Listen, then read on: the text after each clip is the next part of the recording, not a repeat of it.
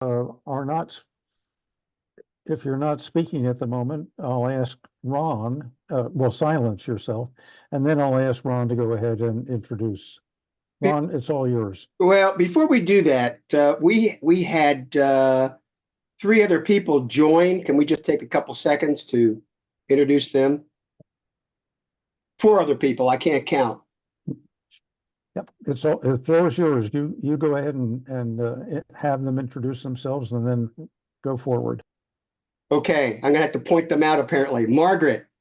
Hi, I'm Margaret Bolt, and I'm one of the founding members of this group, and we are thrilled to have you with us today. Thank you. What she said, except from the husband's side. Okay, two more people. Karen.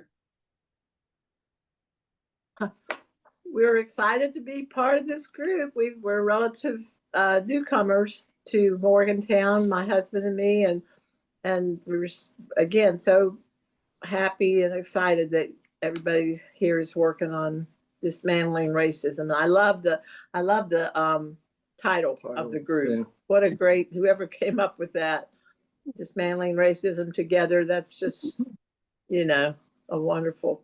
But looking forward to the program. And we have been going, I will say, I guess, Ron, that we have been going to Suncrest United Methodist Church. So I'm particularly excited to hear this presentation. Okay. All right. Well, I'm going to start off by saying that Joseph mentioned at the outset, George said, do you mind if I call you Joseph? And he said, if you call me something other than Joseph, that means you don't know me very well. So I'm going to start off on the wrong foot right off the bat. Well, actually, let me correct that the people who really know me refer to me as Joe. Okay. My wife corrected me in the background here. So obviously she's paying attention. So, all right. So I'm just going to start off here. And we really appreciate having you with us tonight. J. Franklin Long is a retired lawyer from Bluefield, Virginia, who has a long, far-fetching impact on the legal profession and on college education opportunities. Long attended a segregated and later a desegregated high schools before completing his undergraduate degree at Bluefield State College.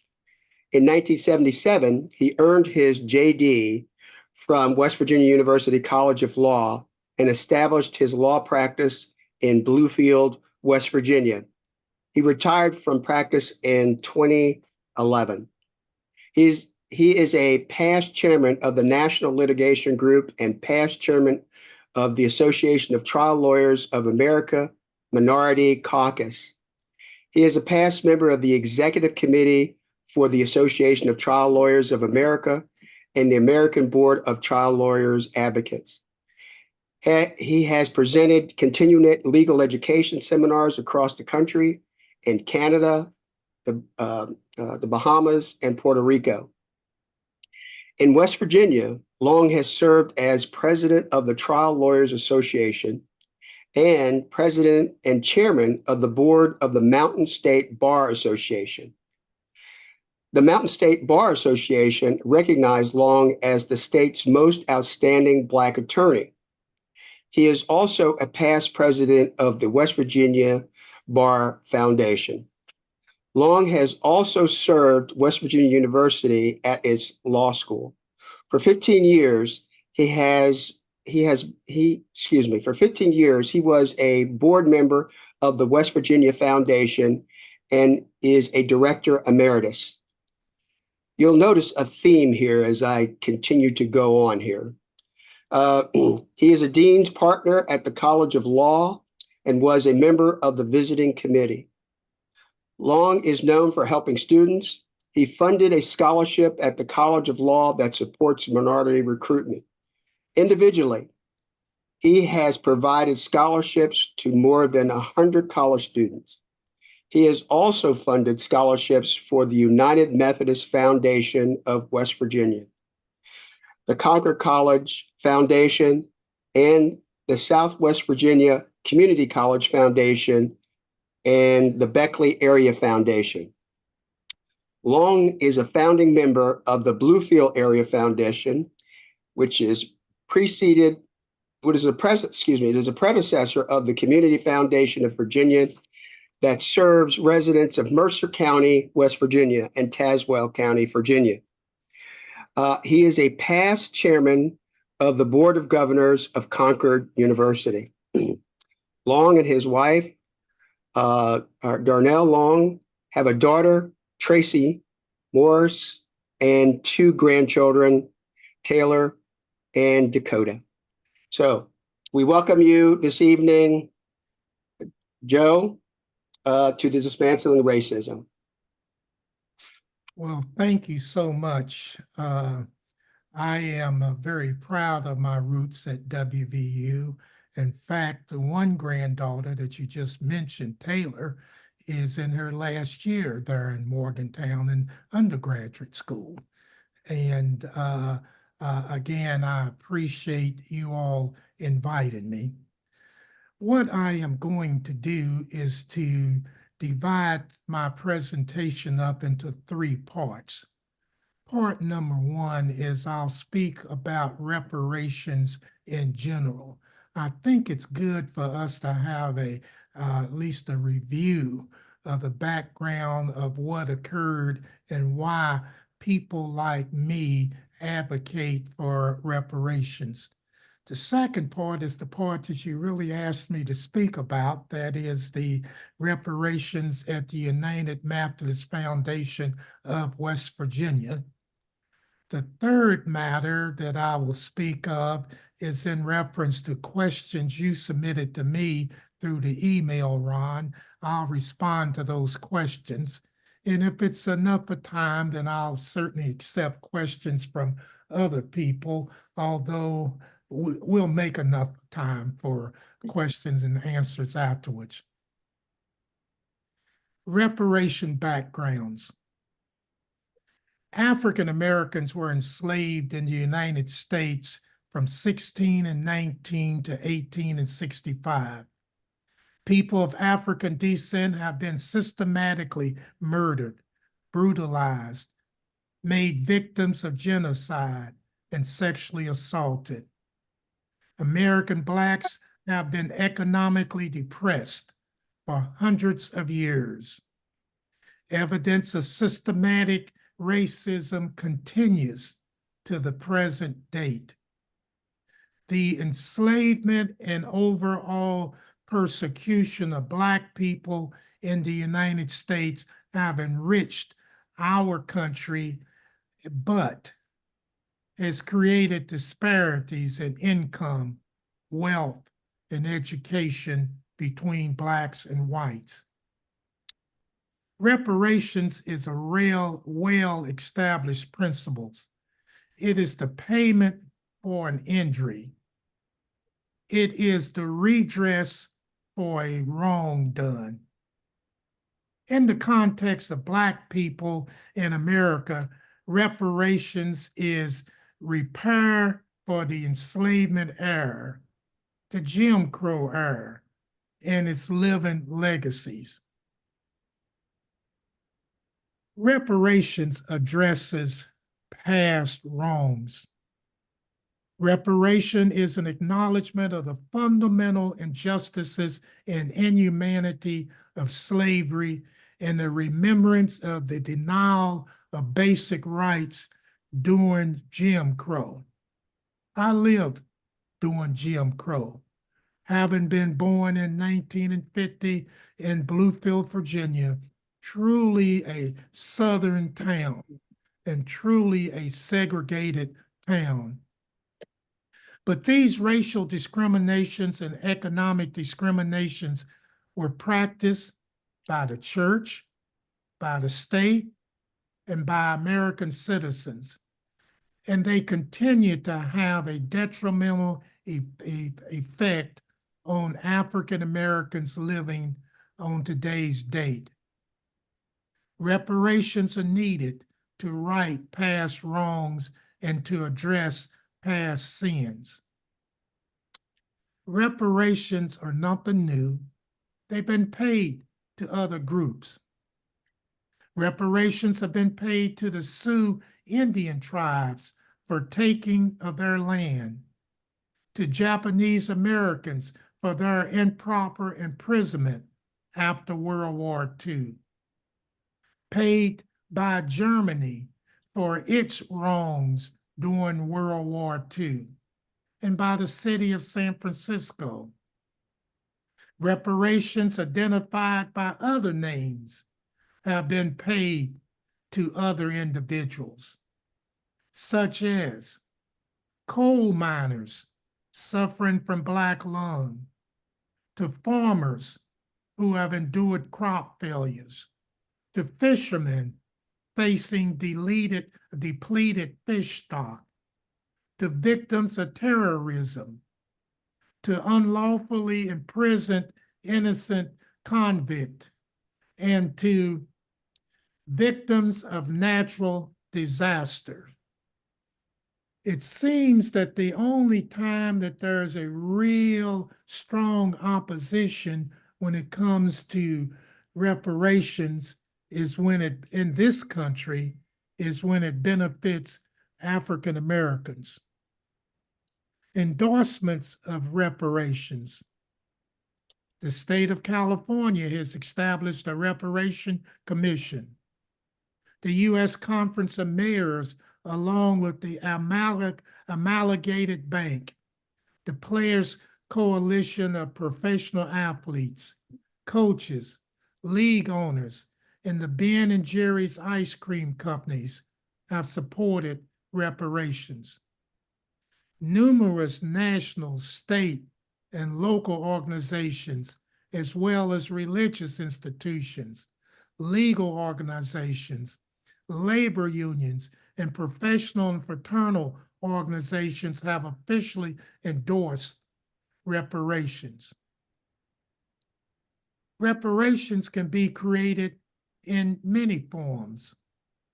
Such forms can include cash payments, land, education, scholarships, tax relief, community development, historical monuments, museums, and the elimination of laws and practices that maintain a dual system in major areas of life, including our criminal punishment system, our healthcare system, our educational system, and our economic system. The experts have found that there's 5 elements of reparations.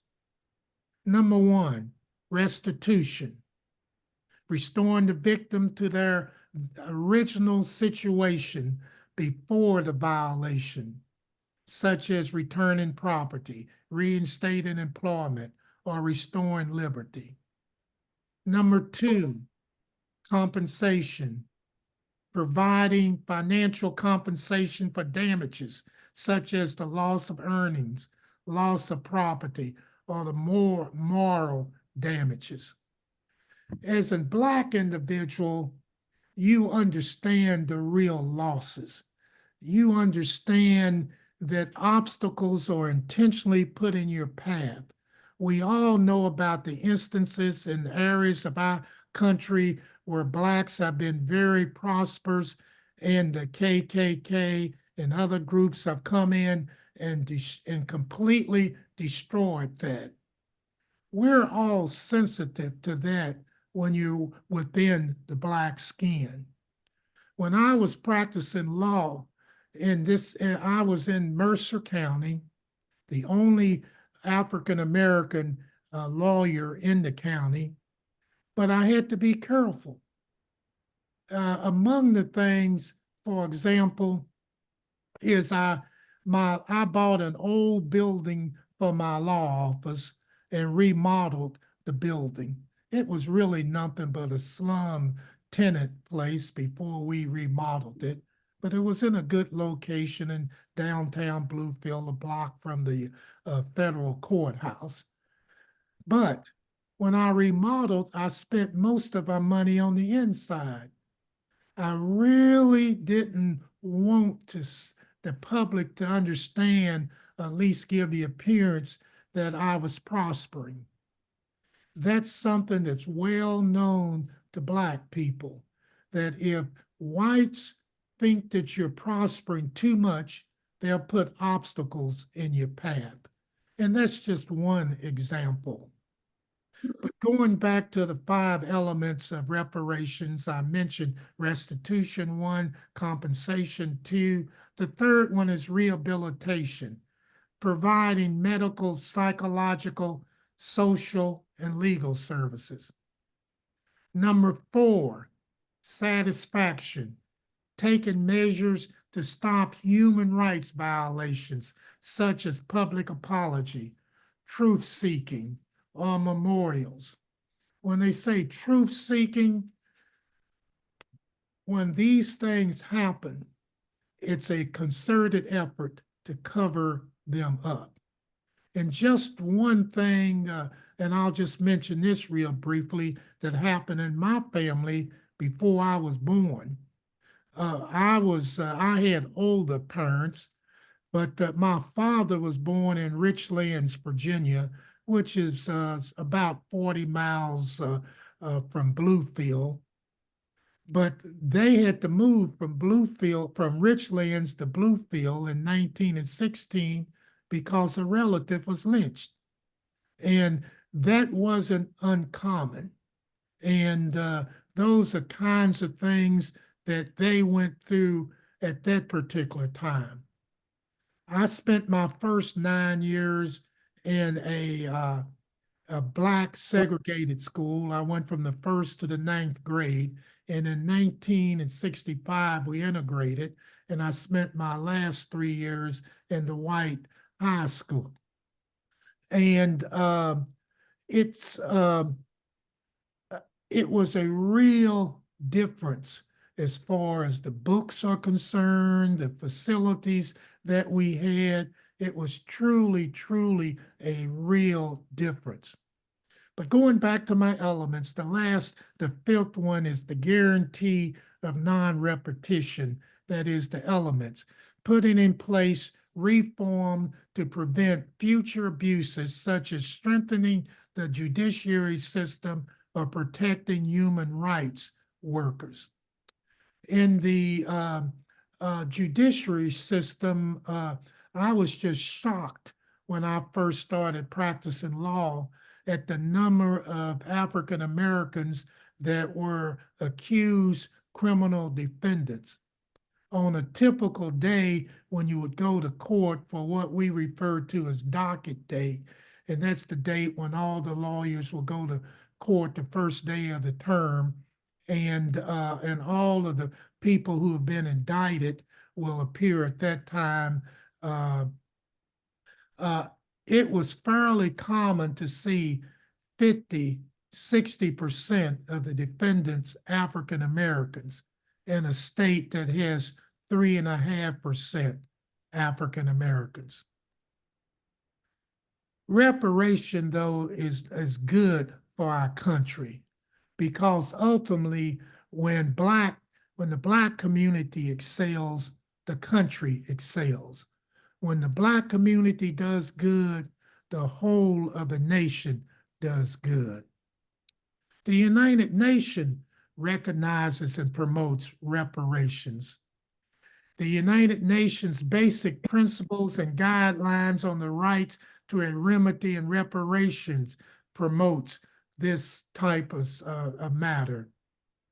The UN principles emphasizes the importance of reparations and promoting justice, ensuring access to information, and treating victims properly. Many religious groups promote reparations. We need to understand that reparations is not just saying, I'm sorry, I feel bad, while benefiting from unjust treatment and avoiding accountability. Reparations is a Christian theological concept closely connected with those of atonement and satisfaction. Reparations is making the amends for insults given to God through sins, either one's own or another. I thought it was important to refresh your memory and just give you the background on reparations and why there is a need. I'm looking at my watch. It looks like it's 7:28. So I'll move on to what you asked me to speak about. The reparations in the United Methodist Foundation. The United Methodist Foundation set up a program for reparations.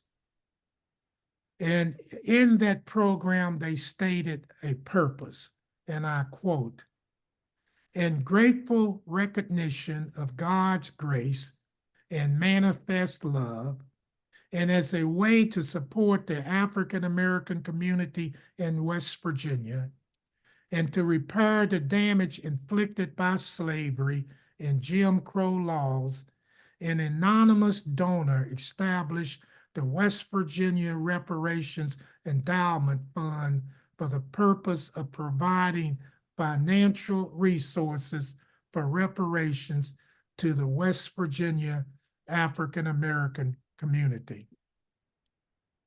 The initiation of reparations of the Reparation Endowment Agreement. The Reparations Endowment Agreement was initiated through the United Methodist Foundation in 2002. The initial reparation endowment donation was made to establish the West Virginia Reparations Endowment Fund. The initial reparation endowment gift was made to the United Methodist Foundation. The United Methodist Foundation accepted it, but they accepted it with enthusiasm. Upon accepting it, they agreed unanimously to match the amount that was donated by the anonymous donor. The Reparations Endowment. The principles of the reparation endowment is to be invested in a broad diversifications of investments as set forth by the United Methodist Foundation investment policies. The donor gives the United Methodist Foundation broad powers in connection with the management of the donor's funds. The net income from the Reparation Endowment Fund shall be made available annually at the end of each calendar year or as soon as practical thereafter, to be used for any purpose relating to reparations to the West Virginia African American community is designated by an appointed reparations committee. That is, the committee has been appointed and it will make the decisions on how the reparation funds will be used. Now I'm going to tell you a little bit about the committee.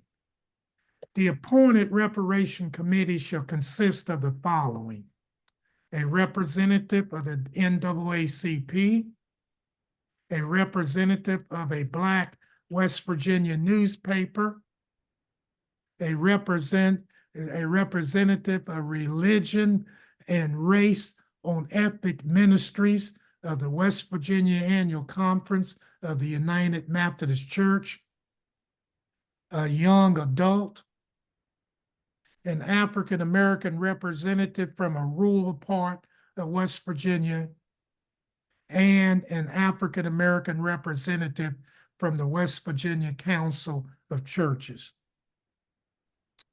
Distribution of reparation funds.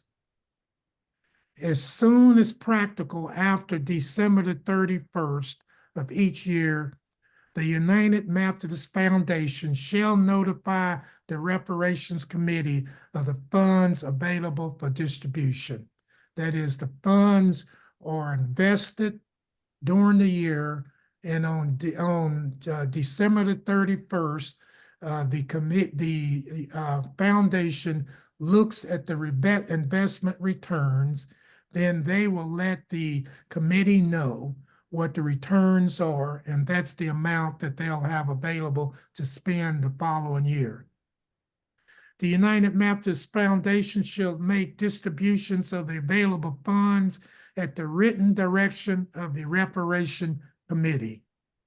The written directions of the Reparation Committee shall be signed by 2 of the following 3 members on the Reparation Committee. The first of those 3 is a representative of the NAACP. The second is a representative of religion and race or ethnic ministries of the West Virginia Annual Conference of the United Methodist Church. And the third is an African-American representative from the West Virginia Council of Churches. Reparation decisions. The Reparation Committee shall have the sole control of reparation decisions and reparation instructions. That is, the committee will decide who gets the money and how much each individual entity will receive.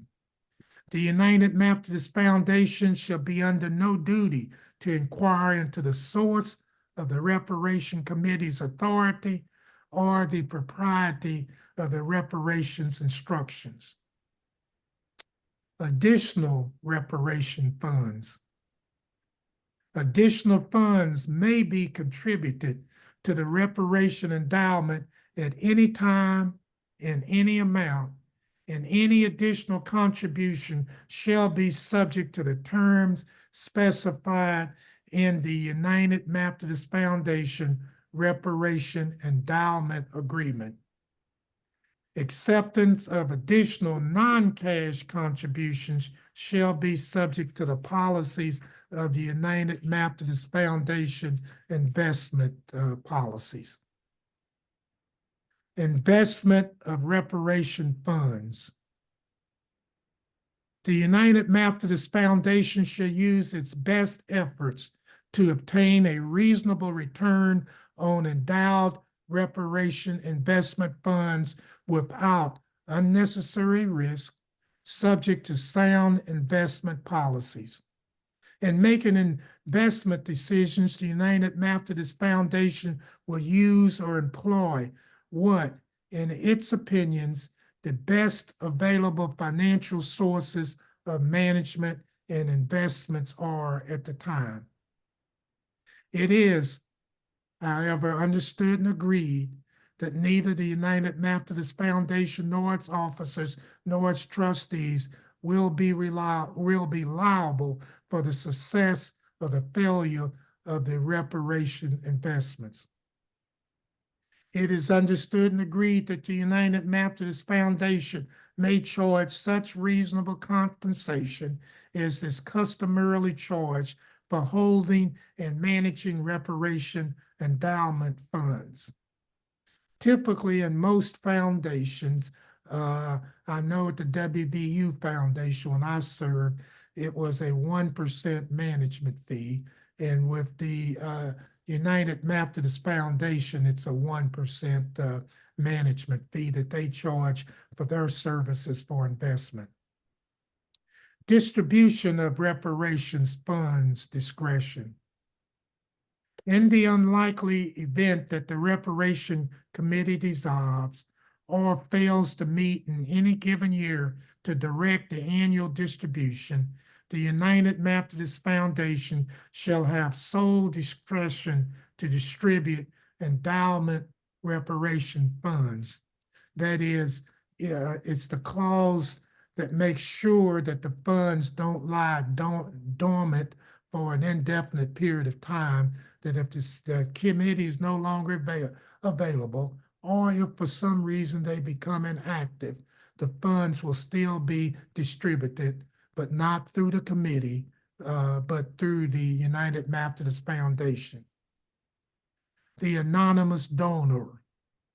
The United Methodist Foundation reparation donor desires to remain anonymous. The United Methodist Foundation has agreed not to publish the donor's name or the amount of any gift unless and until the donor agrees to such disclosure in writing.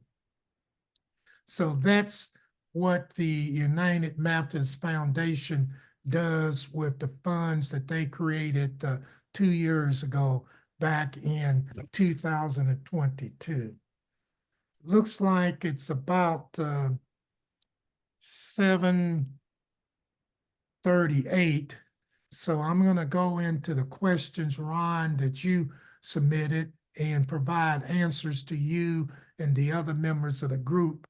And then it looks like we'll have time for you all to ask me any question that you so choose to ask me. Well, it's business or personal, professional. I answer any questions, even embarrassing ones. So you can ask me anything. First question you submitted, Ron, is what did the United Methodists do in creating this fund? And it's indicated that it was an anonymous donor. And what this individual did, and for clarity, there's been a false rumor that I'm that anonymous donor, and it is a false rumor. I am not that donor, and I cannot accept credit for it, although I wished it was my idea, and I wished it was my money, and I wish I could take credit for it. But again, that rumor is false and untrue. I am not that anonymous person. But this individual came in and indicated to the foundation board that he wanted to set up a reparation funds to help individuals in the African American community. And he asked if the foundation could assist. And the foundation said yes.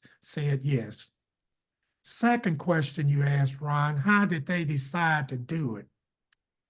Well, it fits the mission of the United Methodist Foundation of creating a culture of generosity that transforms the world by raising, managing, and distributing funds that serves the needs of all people in all communities. And that, with that mission in mind, it was an easy decision for the foundation to accept this generous donation. Question number 3: how did they get it approved?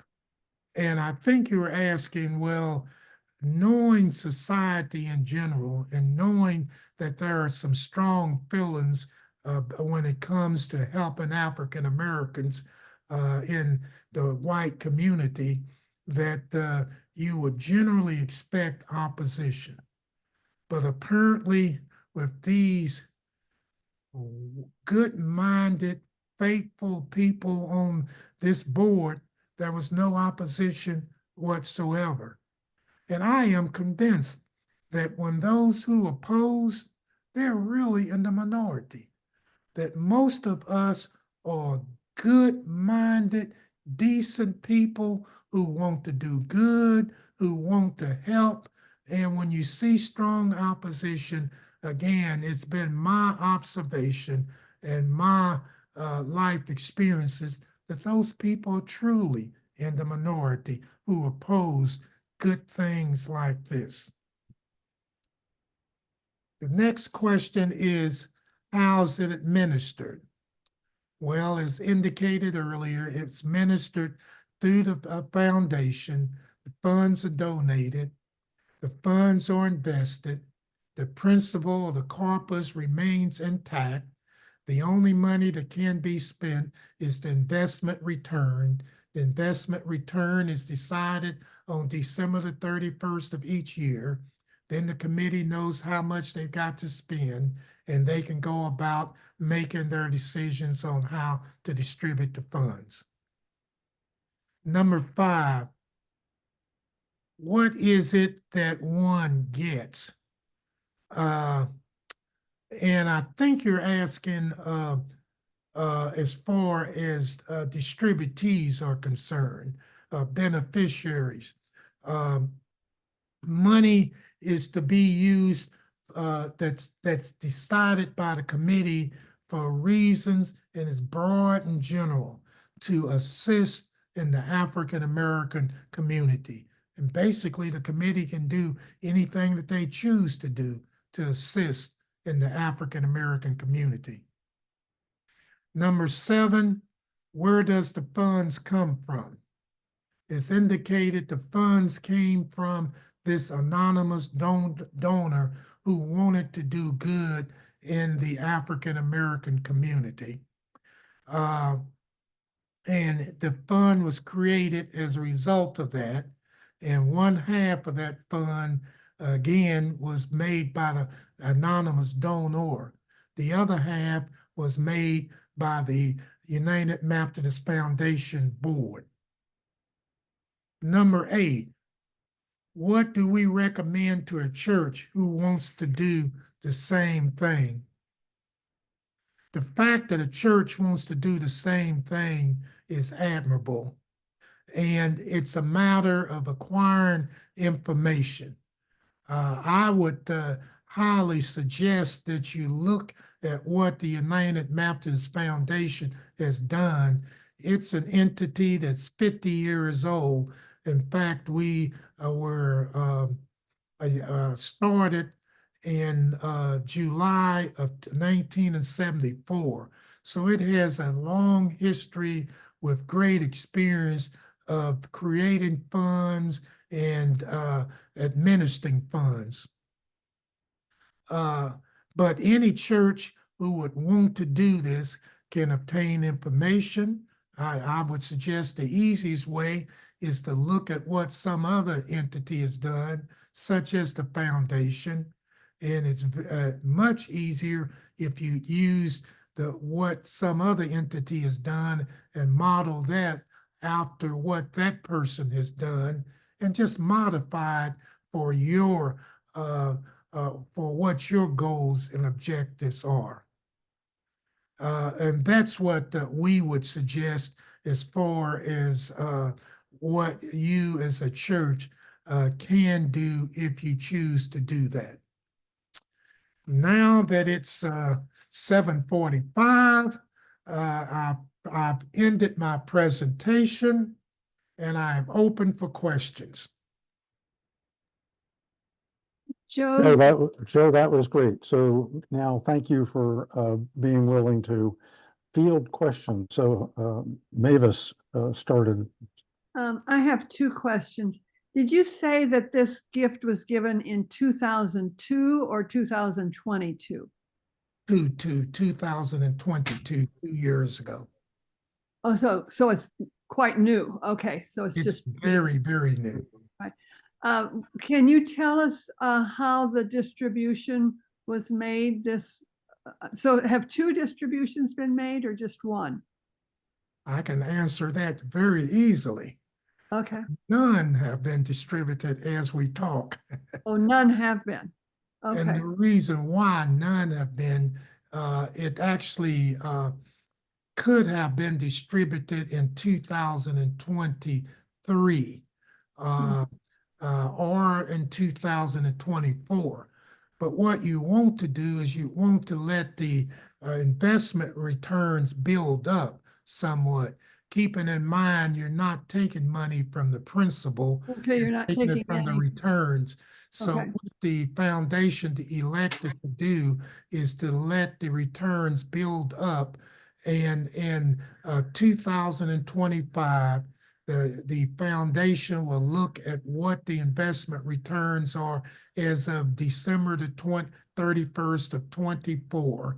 And that will be the funds that the committee will have for distributions in 25. Okay, great. Thank you. Joan? Will you solicit the request or will you distribute it to people in places that you already know? No, it's I can easily answer that. It won't be distributed to people that solely the people we already know. It will be left up to the committee, and the committee will decide how the distributions will come about. But it's my belief that it will be an application process such as a grant type of application process where anybody can submit an application. And even though they haven't given me permission to use the word grant for clarity, that's what I'm going to say. They can submit an application for a grant, and the committee will decide upon whether it will or will not be provided, and if so, the amount. Thank you.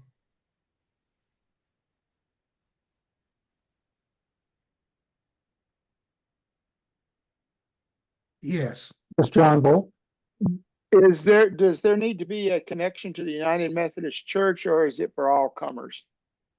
All comers.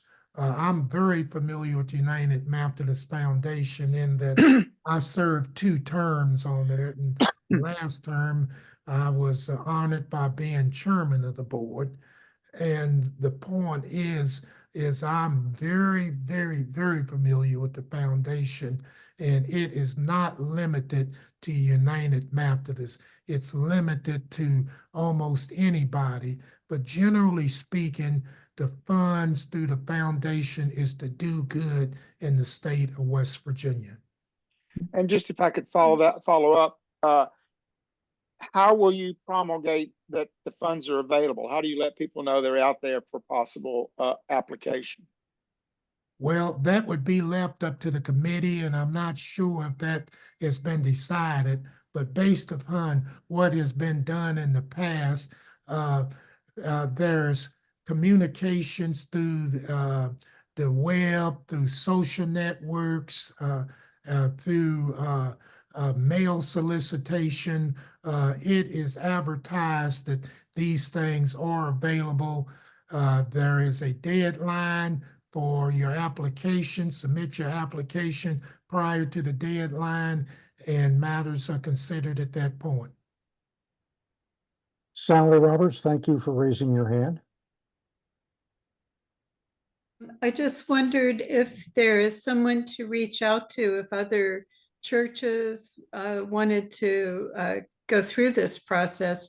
Is there a particular person that they should reach out to find the model, to get a model? Yes, that person would be the executive director, and his name is Jeff Taylor, and you can find him at the United Methodist Foundation in Charleston. And if someone wants his exact, in fact, I tell you what, if you take your pens out, I'll just go into my iPhone and give you Jeff's his exact telephone number and address.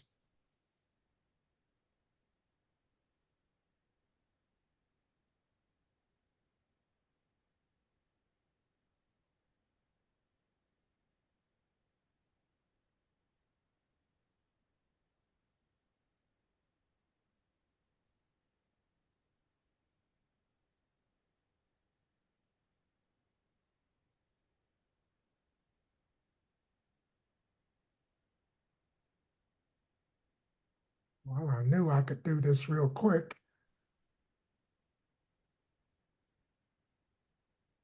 Never works when you have to find it real quick. It's been my experience. Okay, Jeff Taylor, his telephone number is 788-3764. His email address, and I'll spell it out, JEFFTAYLOR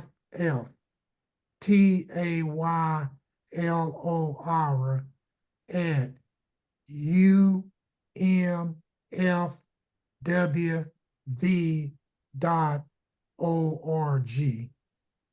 His mailing address is Post Office Box 3811, Charleston, West Virginia, 25338.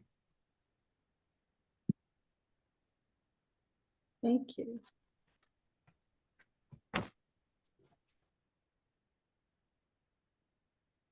And if you'll notice in the chat, thank to Susan. And Susan, your hand is raised. Yes, thank you very much, Joe, for sharing all that information with us. I was really interested also in the 5, what did you say, principles for making reparations? And I'm just curious, where do you, or 5 elements for reparations? Can those be found online as well? Do you know where they came from? Yes, I think I am confident that if you Google reparations, you would likely find those. Okay. I'll try to, I was Googling while we were sitting here, but I only see 4, so I'll have to keep looking. I'll find them. Okay. But do you think that the committee will use those principles in making decisions about distribution, do you think? I don't know factually, in that I've never met with the committee, but it's my belief that they likely would use either those principles or very similar concepts. Yeah, great. I think it's wonderful. Thank you.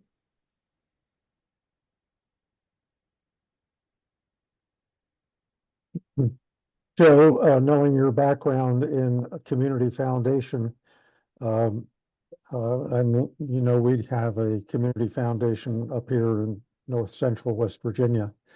The Methodists already had a foundation, so it was very logical for this this anonymous gift to be put through that entity. And I was intrigued, you said that there was a 1% administrative charge, and that sounds fabulous. That it's such a small amount. So it sounds like good stuff. Well, it is, and they intentionally will keep it at have kept it at a nominal amount. In that, of course, the primary reasoning is that you want the money to benefit the recipients. Yeah. Okay. Now, the Methodist Foundation of West Virginia, not knowing, I know the geography of West Virginia, but does the Methodist Church Foundation stay within the geographic bounds of West Virginia? I'm not sure what you're asking on that. Well, if I were a church here in Morgantown and I would my money be acceptable in the foundation, and would there be the possibility that reparations could come to my community if an application was made? Absolutely. Uh-huh. You don't have to be United Methodist to actually participate and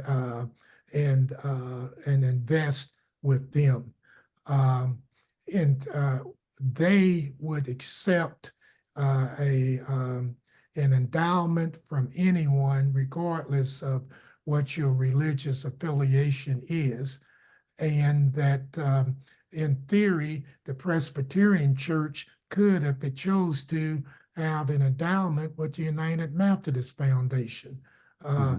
It or anybody else can do that. But what's significant is that you would control it, meaning that you would set up your rules, regulations, and guidelines, and for the administration of of a grant. And the primary purpose of the United Methodist Foundation would be to use their expertise in investments to invest the money on your behalf and to make the returns available to you. Or you could go through your foundation, your local foundation there. It's my belief that almost any foundation would welcome your funds. The only advantage that the United Methodists would have would be their experience of having done this before and not having to recreate everything. Thank you. Yeah.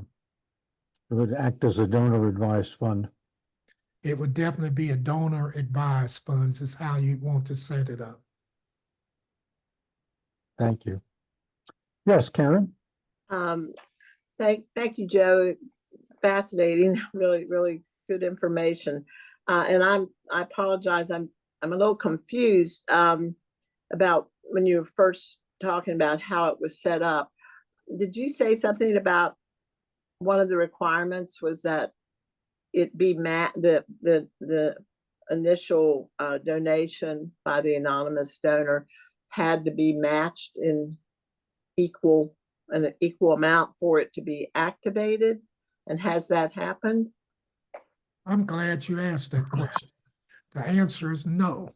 The Okay. donor came in and he made a donation for the purpose of establishing a donor advised reparation fund. And at that time, that's the only money that would be in the fund. After accepting the fund, the United Methodist Foundation was just so enthused that they on their own decided, well, we will match these funds.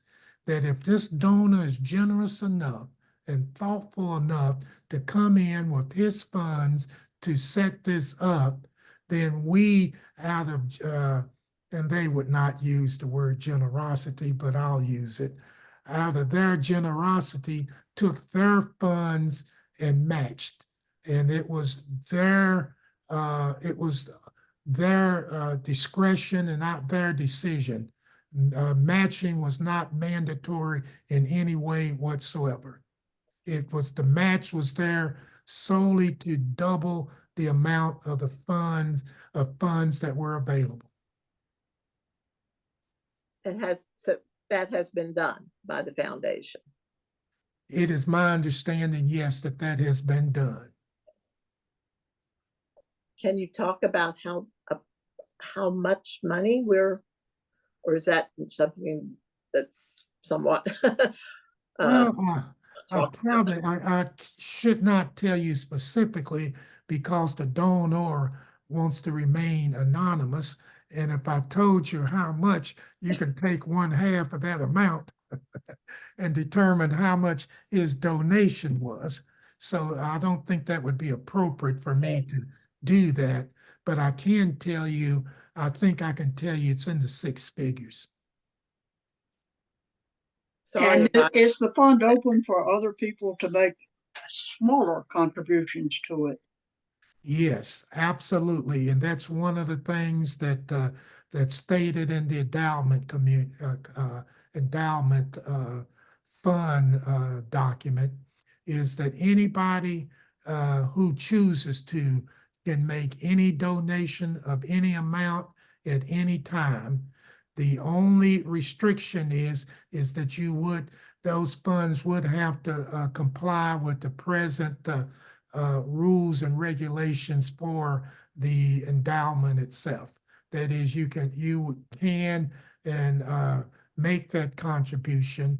And I can tell you this, we had a meeting in Charleston back in July, and it was on the program that this fund existed. And this was in a meeting, it was a dinner meeting. In fact, it was the celebration of our 50th anniversary. It was probably about 120 people there. And it was several people made donations that night. They were so impressed with what had been done as they donated during those activities that night.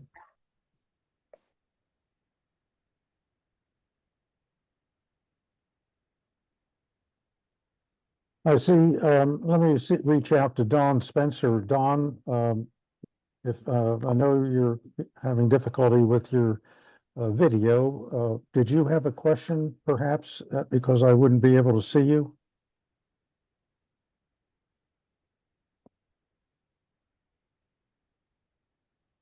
You're on mute, Don, if you're talking. I have no questions, but I appreciate Joe's presentation very much. Thank you. Thank you, Don. Okay. Okay, Sally, another question, please. I might have forgotten it. Sorry. Oh, I wondered whether you had made a similar presentation or whether there was any involvement with the Council of Churches in West Virginia. The West Virginia Council of Churches. Not that I know of. In reference to me making a similar presentation, I've never made another presentation.